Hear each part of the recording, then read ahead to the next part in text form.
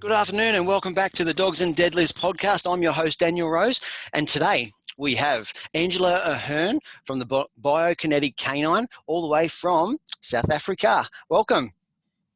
Oh, thank you so much, Daniel. I'm really excited to be here.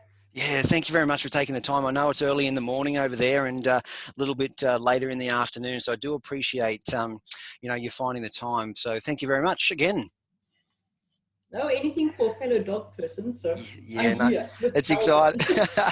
Exciting. So let's jump straight into it. Obviously, we've known each other, within a few circles for quite a little while. But let's jump in and can you tell us, I suppose, our listeners, who you are, and more importantly, what dogs you have at the moment and what you're doing with your dogs. A little bit of background, as much as you want to give.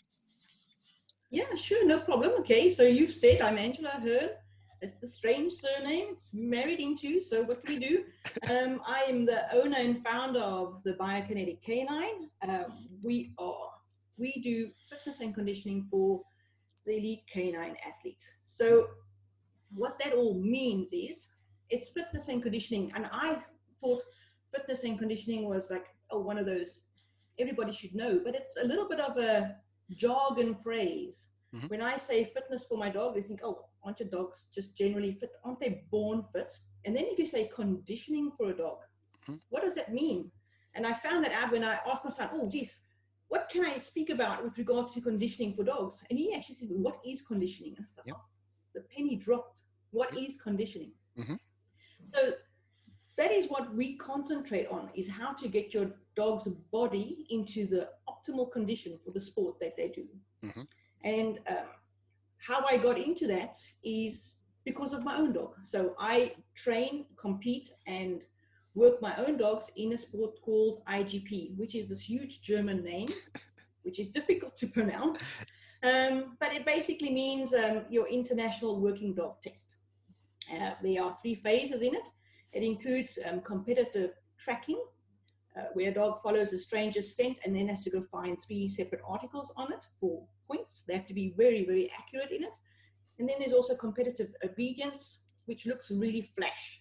It's all about, there is some flash element look to it, but at the same token, if you read the rules, it's got to look natural in a way, although it's not always very natural. But if it looks too flash, you get penalized. So you've got to have some real good flash that looks natural. Mm-hmm. And then, of course, there's I think everybody's favorite part of the sport is the protection work, where your dog looks for and protects the handler from an assailant in various areas of the work in the field. Mm-hmm. Originally came through as a training test and a breed test for your German Shepherd dog. So, of course, I have got German Shepherd dogs, and that's what I do. I train others in the sport, and I compete in the sport myself. And then also my fitness and conditioning, mainly, that's where my specialty lies. So because of the protection training, the dog has to be really strong and powerful because it fights a man. Your dog has to go and fight a man and fight a handler. Mm-hmm. So I specialize in strength training, strength and power training, but also how to incorporate that strength and power training into the sport of your dog, regardless of the sport, but then also to keep that body balanced. So you don't want this muscle-bound dog that looks like a power lifter, and that's all that they can do. They're not really mobile, mm-hmm. because in the sport, your dog still has to be really agile. So to combine that power with agility and strength in the sport. That's what I do. Yeah, fantastic. And what puppies have you got? Hey, what dogs do you have at the moment? Like I said, I'm a German Shepherd. I love those dogs. There was a time where my husband said, come, let's get something else, Angela. Yeah. And we went through all the breeds. Mm-hmm. And for me, there was always one small thing that was not quite right for me, mm-hmm. in the breed. Mm-hmm. So I love my German Shepherds. Yeah. I've trained Malleys, and I've trained Dutch Shepherds. Actually, we've got a real nice Mallee cross Dutch Shepherd in our club. This dog is just awesome. But I still like my German Shepherds, even with the nonsense and everything. So for me, this is a personal bias. So mm-hmm. For me, you get really good Malinois, Mm-hmm. but if you can get a real powerful German Shepherd, Yep. there's nothing better. Mm-hmm. There's nothing that tops that. Yep. A look and feel of a powerful German Shepherd that does what its body's supposed to do. So I've got my German Shepherds, I've got a retiree, and I've got a young dog coming along. Fantastic. You wouldn't believe it. Someone just tried to call. I thought I turned that off. Someone tried to call me via Facebook, so I do apologise for that. That's what I told you it's raw here on the Dogs and Deadlifts podcast. Fantastic. So, yeah, look, obviously, I mentioned earlier that I had Malinois Dutch Shepherds probably about 10 years ago now. I imported a pure black Dutchie into Australia, which was fantastic. Super, that was super exciting times. But for me, as I mentioned earlier, just moved away from that breeding and also that sport many years ago. But yeah, look, I find people are either Malinois people or they're German Shepherd people. You get almost like breeds of people when it comes to dogs. Yeah, for sure. And look, like you said, it could just be one little thing, or that attracts someone to a particular breed. It's funny actually. Now, I've got two GSBs or German short-haired pointers, and Those are awesome. yeah, they're actually beautiful, beautiful dogs. And I tell you, like, a little bit of a sidetrack for a moment, but I picked one up from the airport. The dog he's 5 years old. I picked him up from the airport about a couple of months ago now, and it was raining, and the kennel in the back of the ute was wet, and so I'm like, oh, I'll just put him on the back of the. I'll put him in the back seat. I had my 4-year-old daughter in the back seat. I'm like, oh, I don't really know him very well just yet, but I spent a bit of time with him, walking him around, and I did that, hopped in the front of the seat, and I turned around, and his head was on her lap. Oh, man. Yeah. Exactly. Like, just absolutely beautiful temperament from the time that I picked him up, and it's one of those things where I'm like, oh, this is, I wouldn't never, if you would have flown me a Malinois from the other side of the country, there's probably no way I would have done that, with the dogs that I used to have, just to be safe, not to say that they couldn't do it. I'm just saying that the dogs that I used to spend time with, I wouldn't do that, they'd be straight they'd probably have a muzzle on and they'd be straight in the kennel, but the GSP was just absolutely beautiful. And it was a little moment in time when I thought, that's a really great temperament on that dog, Yeah, for sure. So just let's dive into elements of the canine fitness or canine conditioning. I sometimes prefer to use canine fitness or dog fitness sometimes, just because, as you mentioned, canine conditioning can get a little bit blurry, and some people are not quite sure, and also the people that are seasoned pros sometimes associate this is in my experience, everyone's different, sometimes experience canine conditioning to mean only on a fit or balance ball, or that sort of already established type fitness routine. Does that make sense? Yeah. Yes, absolutely. Yeah. And I believe canine conditioning, is much more than that type of stuff. And we'll talk about that shortly. But sometimes I do prefer to say, canine fitness or canine, dog fitness and conditioning, rather than just canine conditioning, So in a previous episode, I broke it down, and we talked about pet dogs, sporting and performance dogs, which we're going to talk about today, but it also can IPG, agility, there's a number of sporting dogs there, and then we've got your military and working dogs fitness as well. So today I'd like to talk about sporting and performance dogs, and specifically around IPG, if that's okay. So in your experience, if someone was just, you know, they've got their puppy, or they've just started doing a fair bit of research on incorporating some canine fitness into their so I suppose regular routine, because sometimes you know, they're training at the club, you know, they may be training, you know, 5 days a week, you know, in elements of obedience, tracking, you know, and, you know, maybe a couple of protection sessions as well, you know, so it can be a full week. So where would they start? You know, let's take it back to bare bones, you know, and you know, first of all, if someone's thinking, oh shit, I might need a bit of this into my program, in your opinion, where would we get going? It's so strange that you're asking this question today, Daniel. Yeah. Just yesterday in our group, one of our members, they just completed their BH, which is your companionship test, and it's the test that you first have to do before you are even allowed to compete in any IGP test. So there they test the trainability of the dog and the temperament of the dog. That's the big test when it comes to your companionship test of your dog, your BH, in other words. Yep. And this member, she's really good. She trains a dog. I like the style of her training. It's really positive. The dog responds really well, and she's got a Dobie. Awesome looking dog, beautiful, really regal, holds itself really well, and she watches the dog's body all the time. But she mentions in a post, in the last 45 days going up to her BH, she trained less in her conditioning exercises, and she really concentrated on her heel work to get her test passed. And she posted all pictures in the Facebook group. Yep.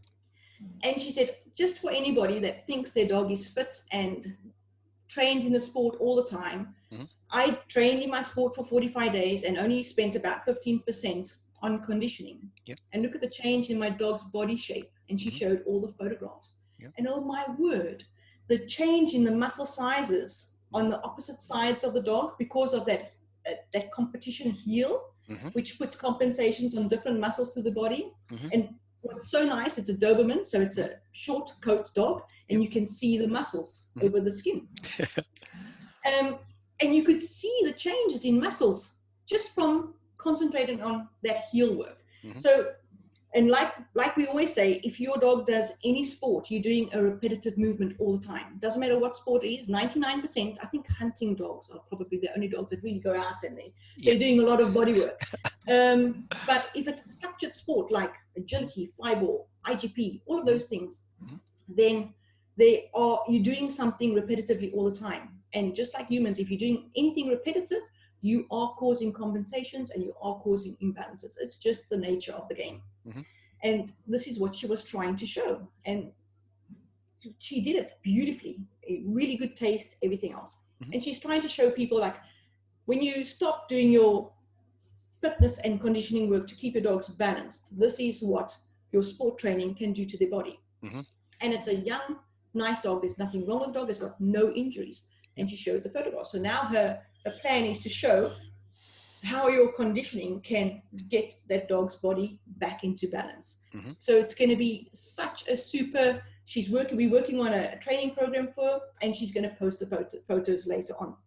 But when it comes to entering IGP as a sport, and because there are those three elements, yes, there is a lot of training. And a personal opinion again, I think people, when they are training for IGP, they can easily say to you, geez, Angela, do you know how much I train? Like you say, 5 times a day. Do you think I can train this dog anymore? I've got no time for fitness or conditioning, but my dog is fit. Because your dog has to be tracking fit. There's that concentration as the dog tracks and follows the scent and uses its nose and its breathing techniques properly to last the entire track. There's the obedience, there's the jump, there's the A-frame, there's the fighting helper, which your dog basically has to run over 600 meters at full speed and then bark for at least 30 seconds while he's got good breath, and then come back and sit next to the handler and control himself. So your dog has to do a 600 meters sprint and then go fight a helper and be a boxer and do a couple of rounds of boxing. And that alone is, for any human, physically exhausting. during each round, they've just got a few seconds to recover before it's the next part of the sequence in the exercises. Yep. So there's various elements of what type of fitness that dog has to be.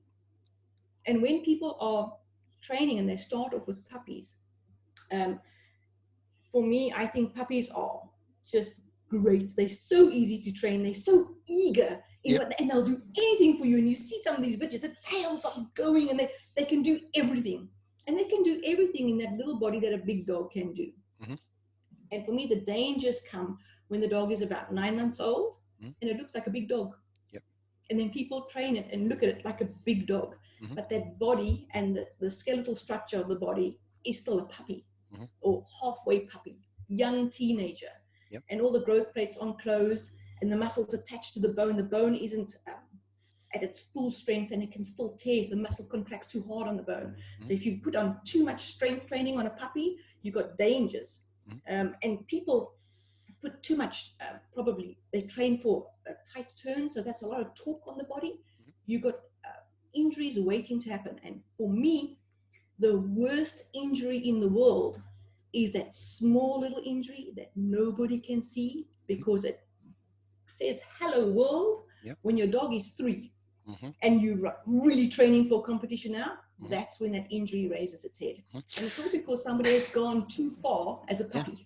Look, so and just all of that. That's right. Sorry, just on that as well. Hello, psoas.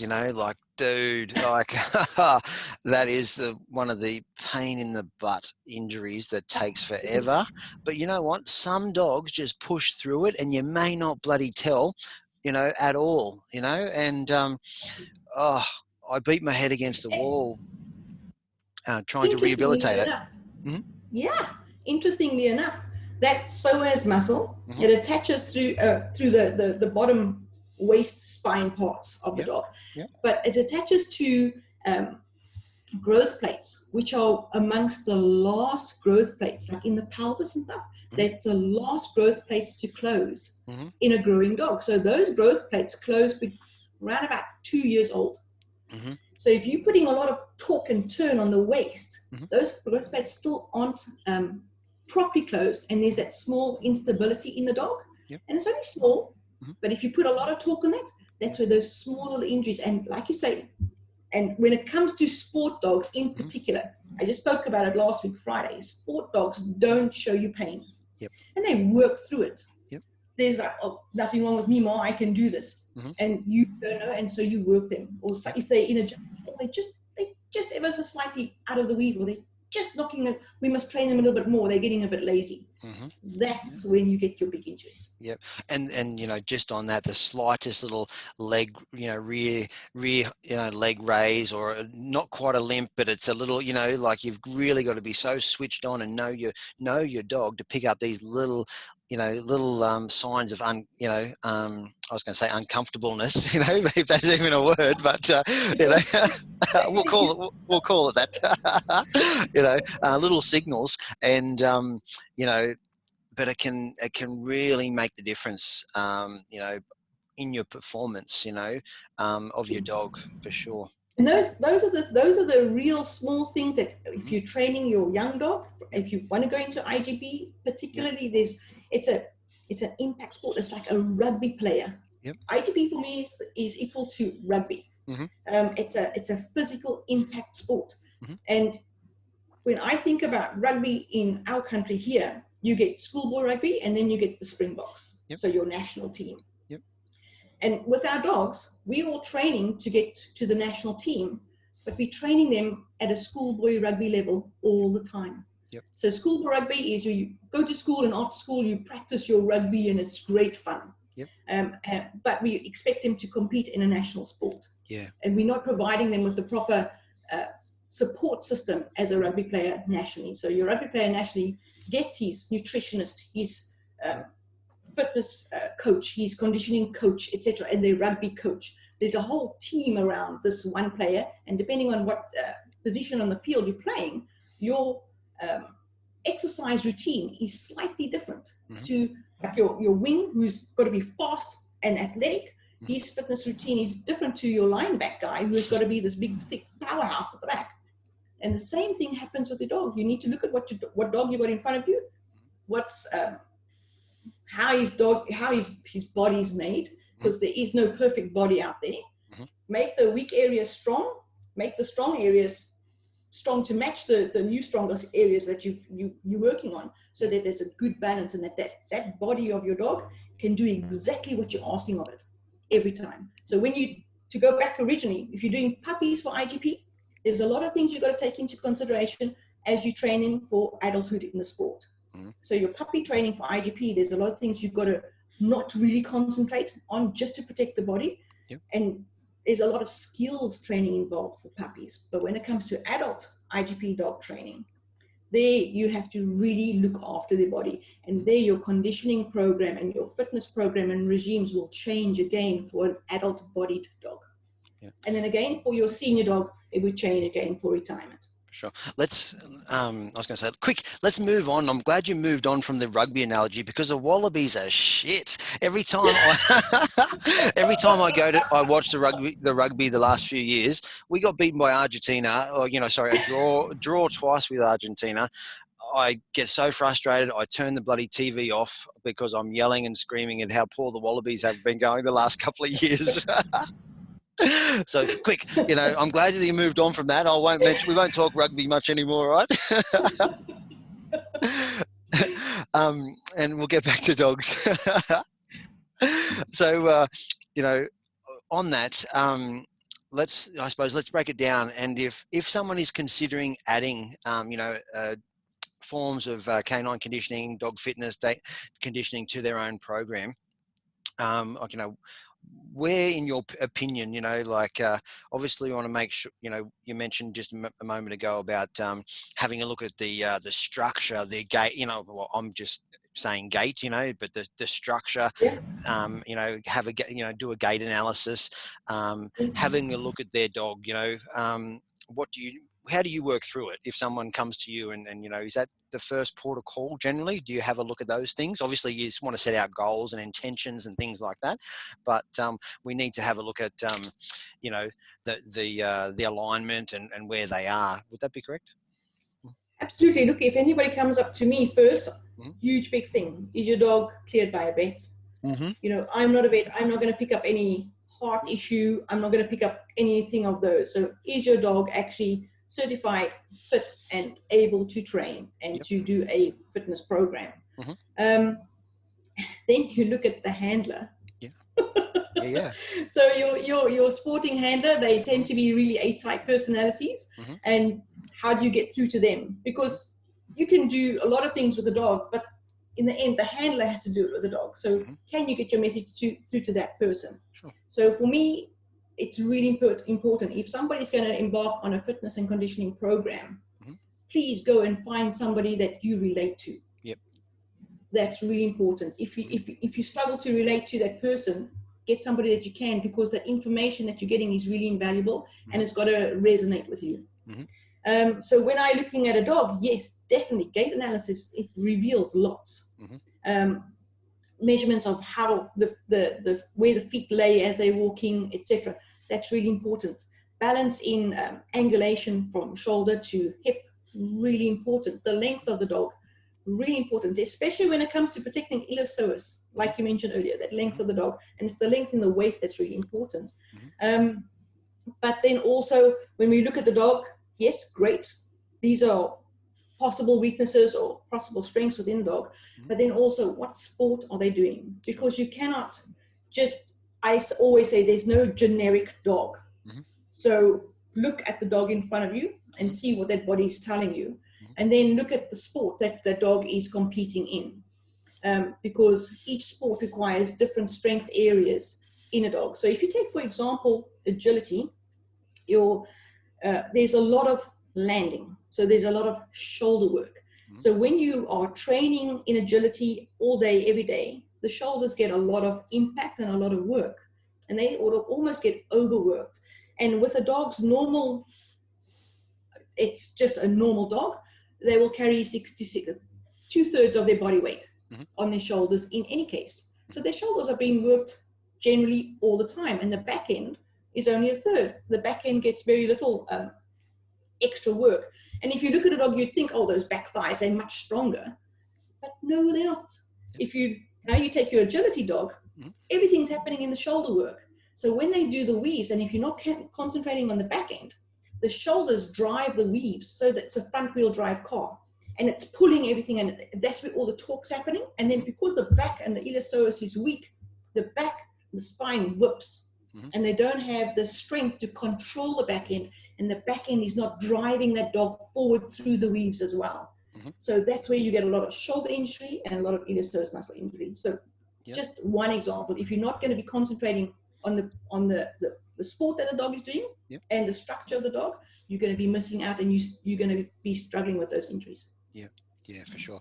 And you know, I suppose, you know, moving forward, you know, there's much, you know, there's no cookie cutter, you know. I suppose, you know, it really comes down to, you know, a focus on that. As you mentioned, every bloody dog is going to be different. Every handler is going to be different. You know, you may have or I might have an agility dog come to me, and then I might have, you know, like you said, an IGB a competitor come to me, you know, and we need to really, you know, that are totally different breeds, different shapes, different, you know, totally different handlers as well, you know, you know, and you know, making sure that fitness program is going to be customized to suit your requirements, you know, and well, not yours, but generally your dog's requirements rather than your own. Yeah.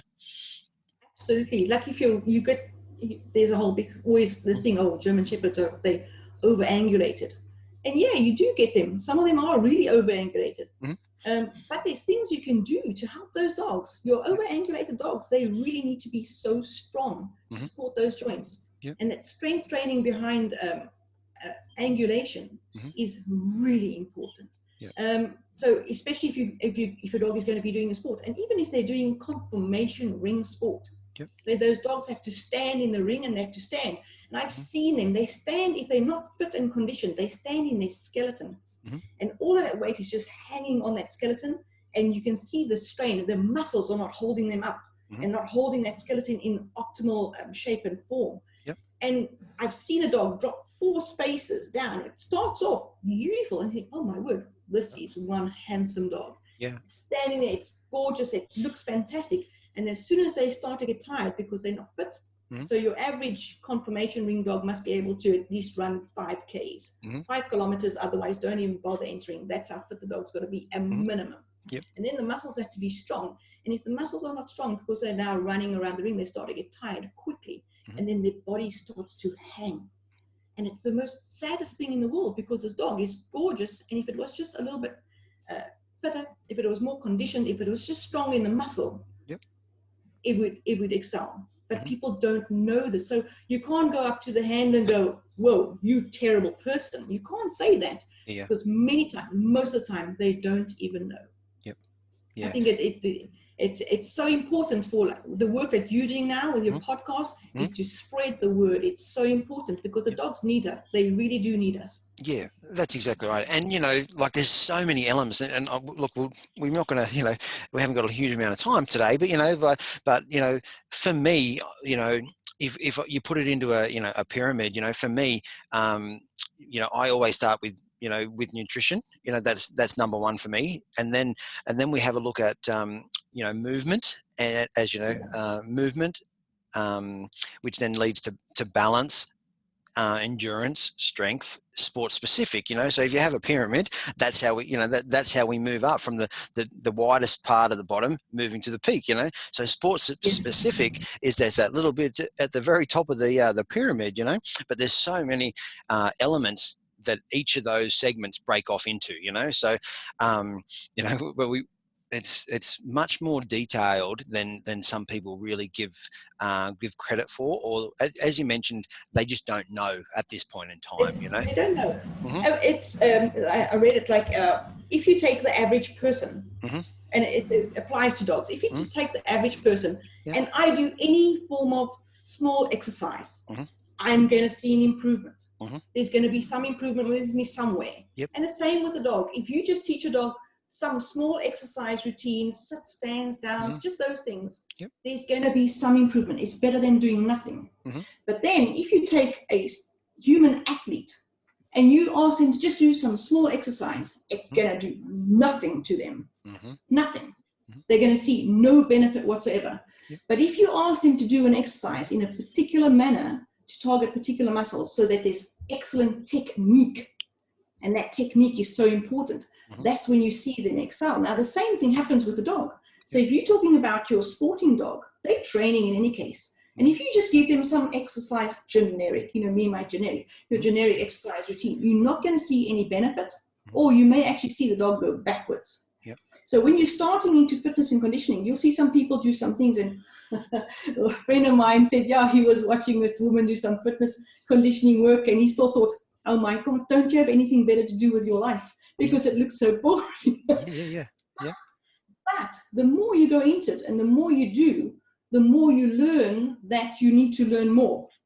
Because the technique of what you're doing an exercise for and the muscles that you are engaging on purpose, in particular for a sporting dog, is essential. So the more you do this, the more you will realize that you know so little and you really have to learn.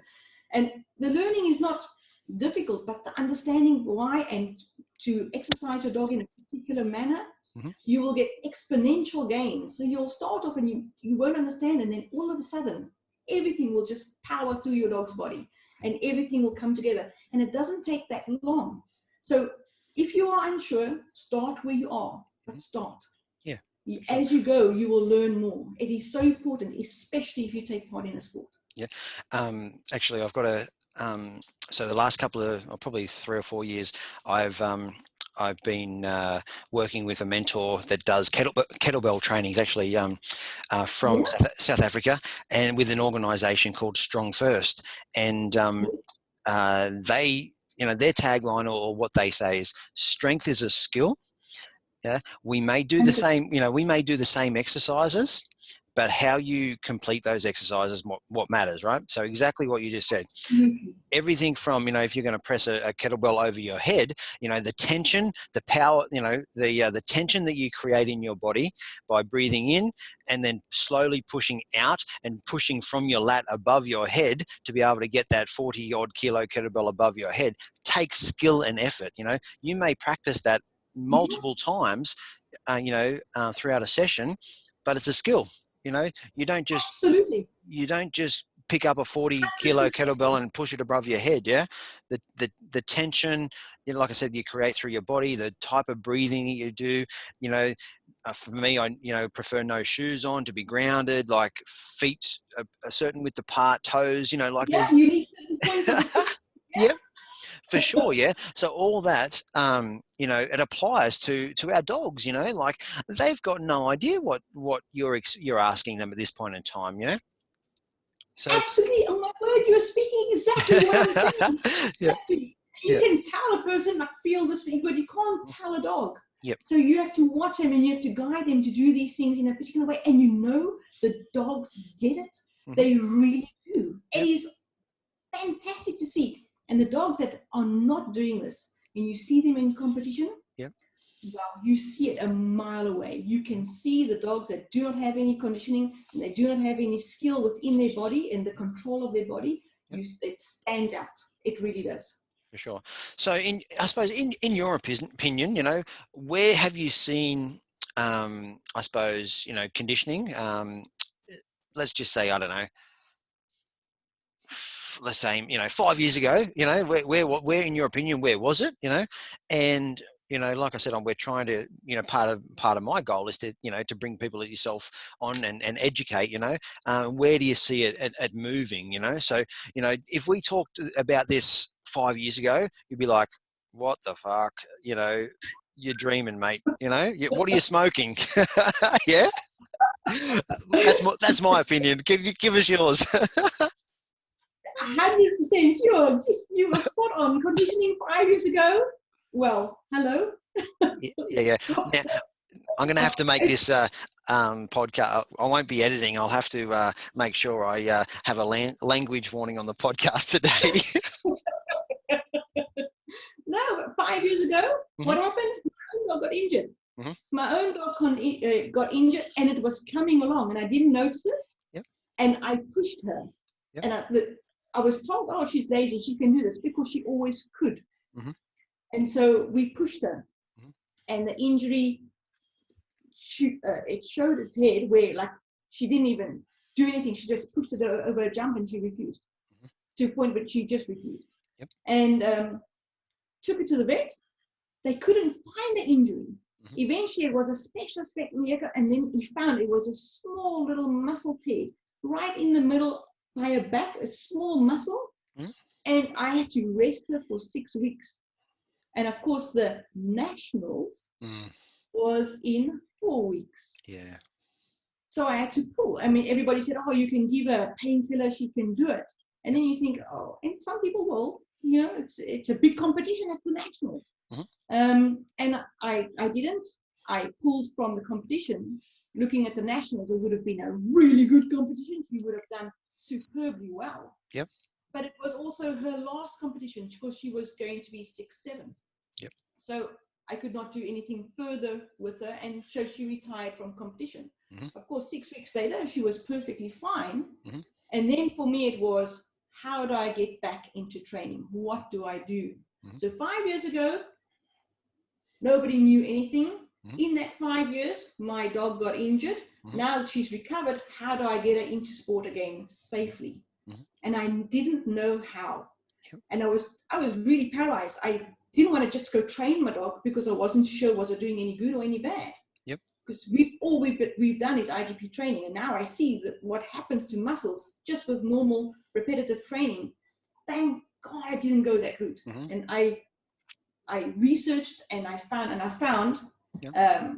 Your canine athlete specialist, Erica Bowling. Yep. And that's where my training really started in earnest. And from there, as soon as I got just a little bit, the first bit of this course, my mind just went, boom, it really exploded. And so you just start studying everywhere.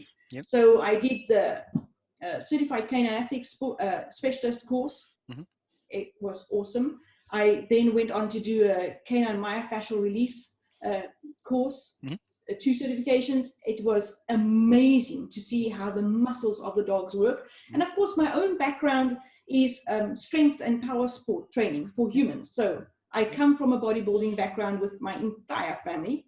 My uncle is a powerlifting world champion. Mm-hmm. So it's powerlifting, bodybuilding, weightlifting, all of those sports. I know about strength training. Mm-hmm. And when you're talking about the kettlebell and techniques, yep. Oh my word, it resonates. Yep. And how you can incorporate this in your dog. So mm-hmm. for me, with my dogs, you don't want to have a powerlifter for IGP. Mm-hmm. They'll be too muscle bound, and they won't be able to be as flexible and agile as they need to be. Yep. But for me, the perfect IGP dog is your gymnast.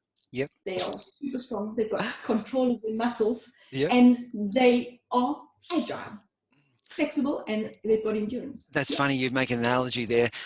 Yesterday on Facebook, do you know the strongman Eddie? Is it Eddie Jones, or the strongman? Yes, the guy from the UK. Yeah. So he went into a gym, like a gymnasium, and he teamed up with a male gymnast. And the goal in this video that they made on Facebook was for Eddie to do a backflip, and he was wearing like a leotard and. Big man compared to the gymnast, and it was hilarious that he just, obviously big, strong guy, I think deadlifting huge amounts of weight, but he just barely touched his toes, and the gymnast that was there, and he was doing all these tricks, and Eddie was just like having a go, but just obviously could not do them. It was a hilarious video on Facebook. I watched it, and it's just training. It's just training. Yeah. You can mold your body into anything you want. Same with the dog. You can make their muscles bigger, and you can train their muscles smaller. You can make them more agile. You can make them muscle bound. You can make them into a bodybuilder or not. Yeah. It's all through what you do with them. Yeah. Awesome. Yeah. Alrighty. So let's, I definitely appreciate our chat, and I think we could, we could go on for, for quite a long conversation. Yeah, for sure. But let's, I like to keep the podcast around the 45 minutes if that's okay. So, look, let's sort of, if obviously this has been a really great chat. And like I said, I appreciate your time. But overall, if someone, wanted to reach out to you and have a little bit more of a chat about, getting their dog prepped for IGP or even, potentially agility, etc. You don't necessarily just stay locally. You train people throughout the world. Yeah. Yeah. Yeah. Yes. And where would they go about, finding you? Website, Facebook, Instagram, and that sort of stuff? Yeah, all of the above. Yeah, all of the above. Yeah. So I've got my website is the Biokinetic K-9, all one word. Mm-hmm. So the Biokinetic, and then K, the letter K, and the number 9.com. So that's my website page. To email me, really simple, is fit@thebiokinetic K9. So email me if you have any questions. I'm happy to answer any. And then we have a Facebook page, which is the Biokinetic K9. And we've got a Facebook group. Wait, stand back for the creativity of this name. It's the Biokinetic K9 group. Fantastic, love it. Hey, we've got to make things simple. And you, you do, regular lives on your Facebook page. Free information there that you drop some great knowledge bombs. Is that right? Is that on a particular day that you do that? Yeah, we do that mostly on a Friday. I say mostly. It's 99% on a Friday. Sometimes I'll have to skip Friday due to whatever needs I have on this side of my home. 90% on a Friday. Most of the time at 5 o'clock, we do a Facebook Live. It's also, again, just like between 20 minutes, half an hour, and we discuss. So I invite anybody to log on, ask the questions, wave hello. If you find any value in it, share it with your friends. Come like our page. That's what I always say. It's an informal discussion. I'll have a topic, and if anybody's got anything to add or to ask, please do so. For me, questions are invaluable. There's never a stupid question. It's only stupid for you because you think, oh, it may be. But the background information behind even the simplest question is huge. Yeah, for sure. And like that's right. And hence why I'm on a mission to do podcasts like this. And for me, I like podcasts. I'm not a huge Facebook Live man. But I got grey in my beard these days, so I'm a bit paranoid about going on the video camera. No, I got grey. This is grey. Let me tell you, each one of these are earned. That's right. No, look, my twins they're 8 months old now, so yeah, they're certainly they're coming out a bit more now. Yeah, but anyway, that's a whole nother subject, Alrighty, so thank you very much once again, Angela, for joining us here on the Dogs and Deadlifts podcast. Really, like I said, once again, I thank you. Thank you from the bottom of my heart. And for I suppose for the listeners, please, if it doesn't matter where you are listening to this podcast, whether you're an Aussie, a Kiwi, from South Africa, from the US, it doesn't matter. I hope that you take something away from this casual as chat, and that's how I like it to be on my podcast. So once again, thank you very much for coming. Oh, it's been my pleasure. Hey, I thoroughly enjoyed it, and really all the very best with this podcast. It's such an awesome idea, and you could go really far. Really awesome. Fantastic. Thank you very much. Once again, just for the listeners, if you've liked this podcast, like what you heard, listen to Andrew and I talk about Canine Fitness, talk some dribble, some rugby, please like it, share it with your friends. We would appreciate it very, very much. All right. That's us for today. Thank you very much. All right. Thanks, everybody. Cheers and good night.